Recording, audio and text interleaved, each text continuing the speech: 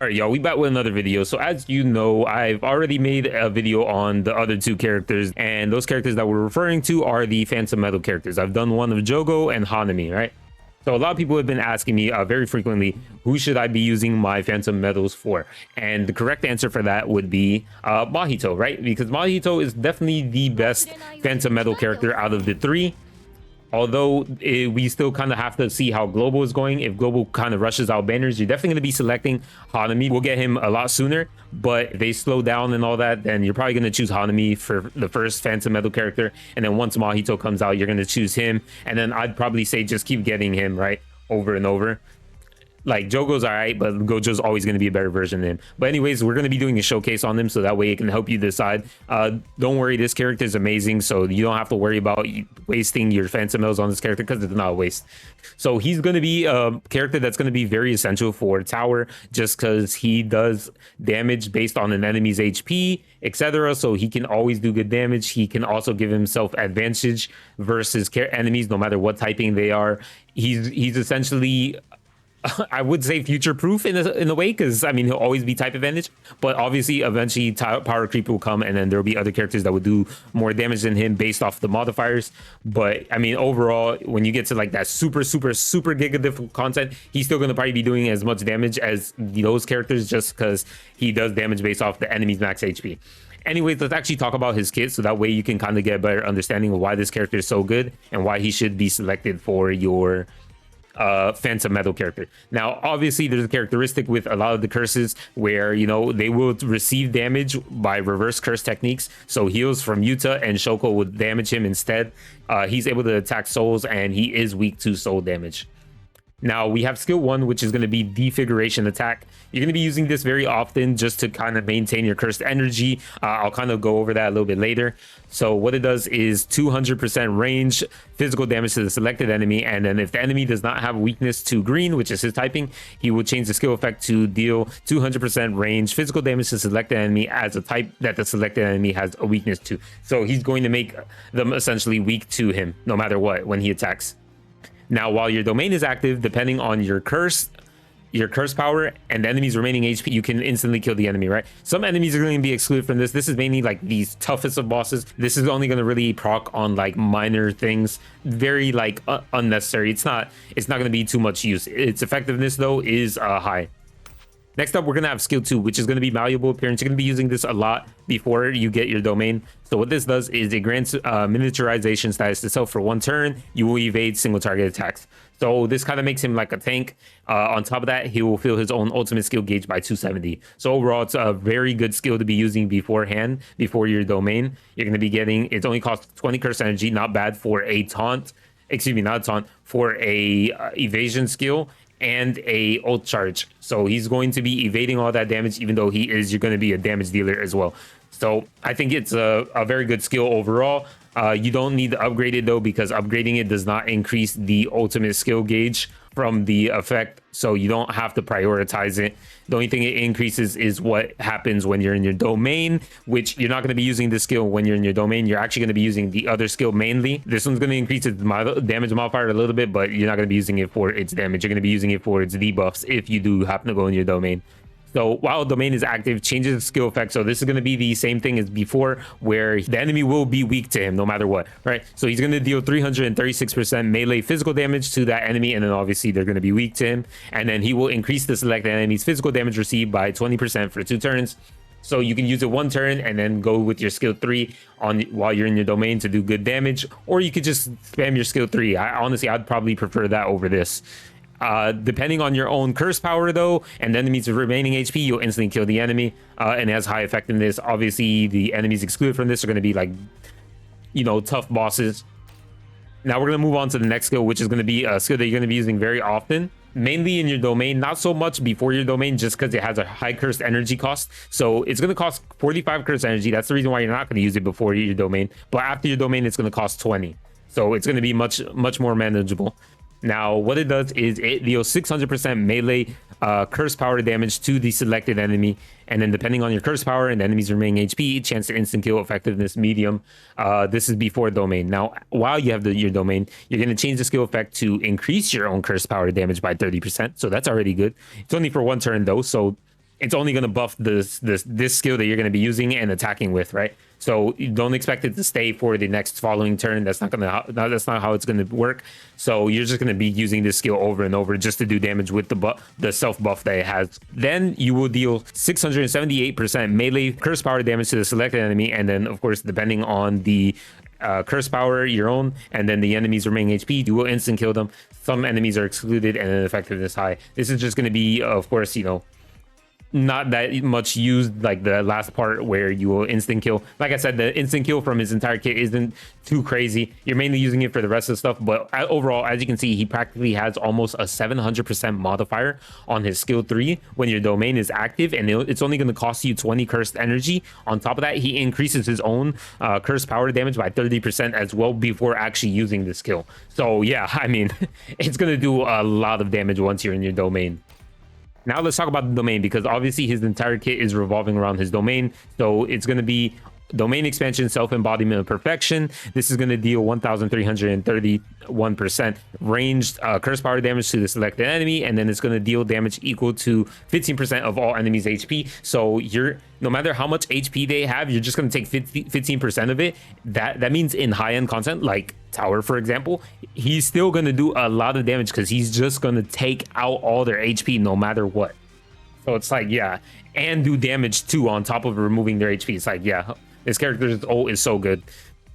Although keep in mind his ult is single target, but that's fine because when you're fighting tower stuff, there's usually just like one main boss, and then maybe you'll have a couple other mobs that are like whatever, they're just passively there. But you definitely want to take a character that can do AoE damage to kind of get them out of the way, right? Now, while domain is active, because you're going to expand your domain for 4 turns after it, and keep in mind this is going to count the same turn that you do use the domain, so that's going to be 1 turn lost, so you only have your domain for actually 3 turns.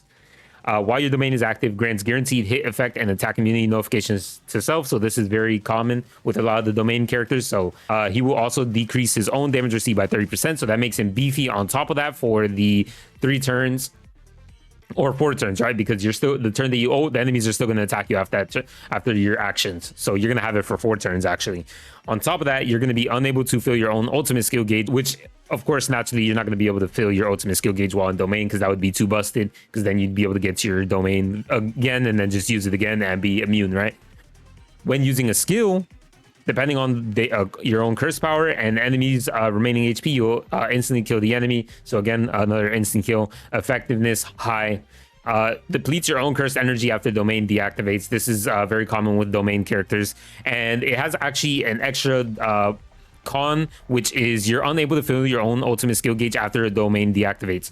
So after you use your domain, you're gonna have 3 turns after that domain. Once those 3 turns are up and it deactivates, you have 2 turns that you're not going to be able to charge your ultimate skill gauge, and then you also have to wait all those turns again before you can charge your ultimate. So yeah, you're not going to really be able to use your ultimate that much past after that. Like, it'll be very rare for you to actually get your ult again, unless you're using like Unity on like one of your characters, and then you're using like an ult charge memory on Mahito, right? But yeah, overall, really liking his kit. His kit has always been amazing for me. I feel like he's one of those characters that are hard to fall off just because he's going to do damage based on max HP. His domain is pretty nuts, even though it has a big drawback after it ends. And then on top of that, you're going to be doing type advantage damage no matter what with Mahito. So I love this character. This character is so good. And the best part, the icing on the cake, is that he's free to play. Like, how great is that? And he's Mahito. Everybody loves Mahito, right? Now let's talk about his auto skill, which is your passive. It's going to be regeneration. So at the start of each turn, if own HP is 70% or below and own cursed energy is 40 or above, recovers own HP by 8%. So you might think, oh, this is very difficult to actually get. I mean, realistically, if you're below 70% HP, you actually need the heals. If you're above it, you don't really need it that much. So it doesn't matter if you're unable to proc it. But what it does is give him some kind of sustain, right?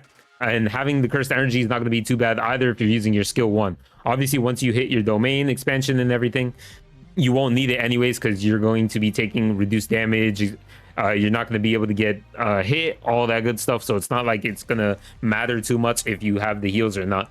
Then on top of that, the lower your own HP, the greater the HP recovery, up to 16%. So if you're like at 10%, it's going to be crazy amount of heals. and that's at the start of each turn. Then you also have inflict damage cut to self, so you'll decrease your own damage received by 12%, and then the higher your own cursed energy is, the greater damage received decrease up to 24%. This doesn't have any conditions, just the more cursed energy you have, literally, that's you get more damage reduction. So he is quite beefy as well. When you consider he's going to be tanking, he can also evade. Once you're in your ult, it's hard to kill him, right? It's hard to kill him just because you're going to be using malleable appearance before you actually get into your ult. And then once you are in your ult, you're not going to get hit anyways. And even if you do get hit, you have all this damage reduction. So yeah, amazing character overall. I really like him. So that's why I think he's one of the best characters to select with your Phantom Metals. The memories you're probably going to be using on him are going to be memories that charge his ult gauge, memories that taunt, so that way if you use malleable appearance, he's the one who's getting hit, and then damage memories. Damage memories, of course, if you're trying to focus on his damage output for his ult and for his skill 3, not bad. Priorities is going to be ult, of course, your ult, because that's going to be your damage dealer. Then you're going to prioritize your skill 1 because you're going to be trying to maintain your cursed energy, and it's not that bad of a damage dealer, so I definitely like skill 1. Then you're going to be prioritizing skill 3. Skill 3 is going to be your main damage output once you hit your domain, and you have those 3 turns of it. You're going to be using this because it's going to cost 20 cursed energy, so way less, and it's going to be doing tons of damage, and it's going to be type advantage. And you're going to get that buff from curse power buff before you even attack, and it has a really high modifier. Super amazing. And then it'll be skill 2. The reason why we're doing skill 2 last on priorities is just because even when you're in your domain, you're not going to really use it that much. You're going to be using skill 3 because it does a ton of damage. And before your domain, when it's just malleable appearance, leveling it up doesn't really increase anything. It's still going to be the evasion, and it's still going to be 270 ult gauge no matter what at level 1 and at level 10. So you're like I said, you're only really using this before your domain, not really after your domain. So like just increasing the levels doesn't change the effect before the domain. But yeah, that's going to be Mahito. Let's actually get into the showcase and show you how it's done.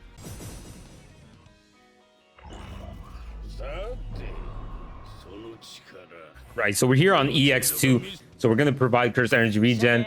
Straight away, we are just going to stun him, so that way we can get that extra turn to actually start building up our buffs and stuff. And then malleable appearance, as well as our skill 2 on Mahito, so we can charge our ult. This should give him roughly about half of his ult gauge straight away in just one turn.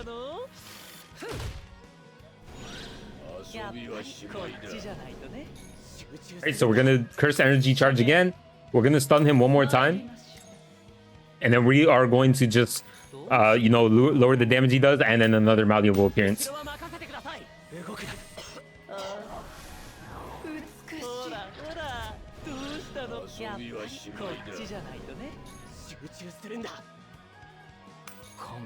Right, so we stun again, we debuff him, and then we use malleable appearance. Actually, I think in this case, we're not even going to stun him. We're just going to ult charge, debuff him, and then malleable appearance. That way we can go into our domain straight away and then counter his domain.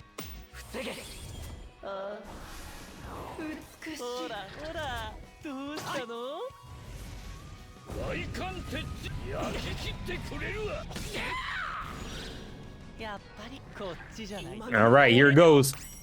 Then we use Yuki alongside his ult. We're going to charge all our ults so that way Inumaki and Hanami could get their ults. Then we're just going to keep debuffing the enemy so that way they do less damage to us. And then we are going to overwrite Jogo's domain with, what's it called? With Mahito.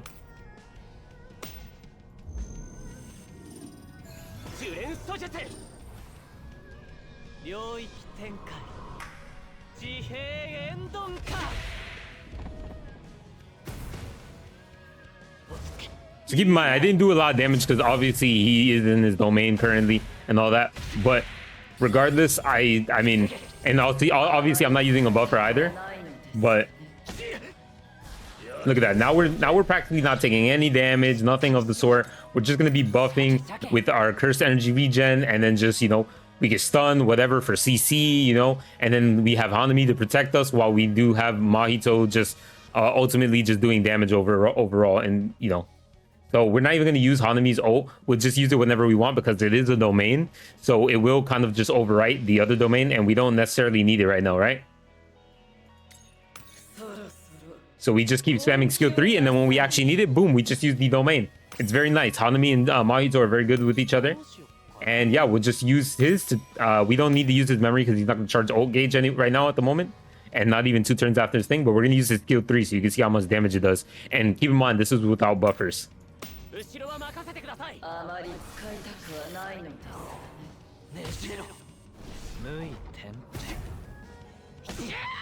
it's only 78k, right? But again, this is without buffers, and most of the damage you're going to be doing is with buffers if you're trying to do in that scenario. But this is mainly a kind of like stall team that you're going to be using, right? So you will beat it over time. All right, so we're here on the normal quest. This is going to be chapter 14, I believe, EX4. This is definitely one of the better ones to do showcases on. So here we're just going to be providing our, you know, the damage reduction for our team from, you know, these attacks, right? Then we'll use Unity just because we're going to be using all of our ults and everything. So it doesn't really matter too much. We don't even really need it anymore at this stage. We're going to be buffing with our Yaga. Then we're going to be ulting with our Mahito. Then I've already buffed the turn prior, so we're just going to actually just ult with our Gojo straight away. Now, obviously, it would have been better to break him, but in this quest itself, it does take quite some turns to actually get to the boss, since there's 3 mobs on each stage and they have tons of HP. And then he'll take damage from HP. Boom. 456k, no matter what.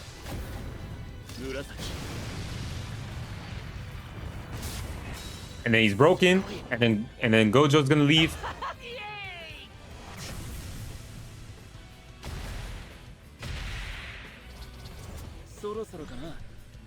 And then we'll have Geto in, and then we can just literally just do whatever, right? Because the boss is already broken. We're all good to go. We can just buff, and then we can just start using Mahito's skill 3 and just do as much damage as possible.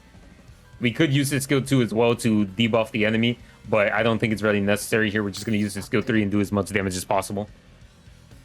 Then we're going to debuff with Geto, so that way the preceding turns we can do more damage.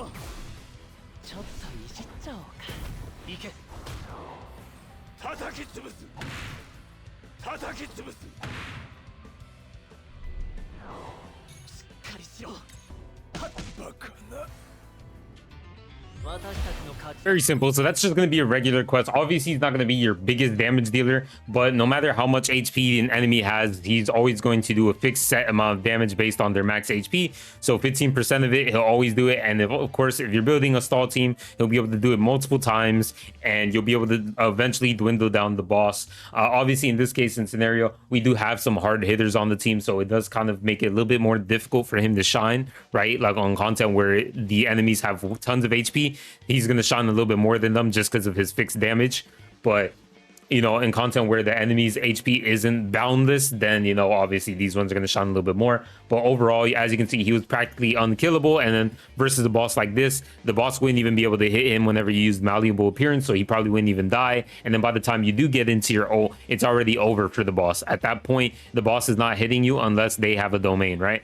So yeah, that's basically going to be the Mahito showcase. Definitely a powerful character indeed, and he's free to play, and I feel like his kit is really well made. That's basically going to be the Mahito showcase. I definitely think he's an amazing character. Now, he may not be SS or anything, but he definitely can get tower done. He can do practically any content. He's super flexible. He's just not SS just because he's not like a big hard hitter.